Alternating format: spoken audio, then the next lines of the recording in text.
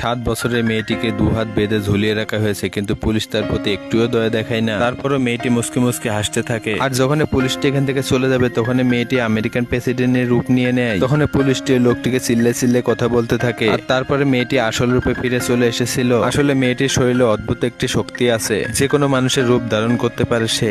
আর এই পুলিশগুলো কোথাও যাচ্ছিল, তখন তারা একটি মানুষ দেখতে পায়। তখন এই লোকটি পুলিশের গাড়ির হাত দিয়ে ভেঙে চুরমার করে দিয়েছিল। আর সে পিছনে থাকা গাড়িগুলোকে হাতের ইশারায় সব ভেঙে চুরমার করতে থাকে। আর গাড়িতে থাকা কন্টেনারকে সে আলাদা করে দিয়েছিল। আর লোকটি তার দুই হাতের ইশারায় গাড়িকে উপরে উঠিয়ে নেয়। আর লোকটি হাতের ইশারায় কন্টেনারকেও দাঁড় করে দিয়েছিল। এদিকে মেয়েটি পুলিশকে আক্রমণ করে চাবিটি নিয়ে সে জেল থেকে বেরিয়ে চলে এসেছিল। আর এদিকে লোকটি কন্টেনারের দরজাটি ভেঙে ফেলে। আসলে কন্টেনারের ভিতরে অনেক লোককে আটকে রাখা হয়েছিল, যাদের ভিতরে অদ্ভুত অদ্ভুত শক্তি আছে। তখন এই পুলিশটি এই লোকটিকে নিশানা লাগায়, কিন্তু মাঝখানে মিস্টেক চলে আসে এবং এই মেয়েটিকে সেই ইনজেকশন লেগে যায় এবং মেয়েটি বেহুশ হয়ে যায় এবং অন্য রূপ ধারণ করে।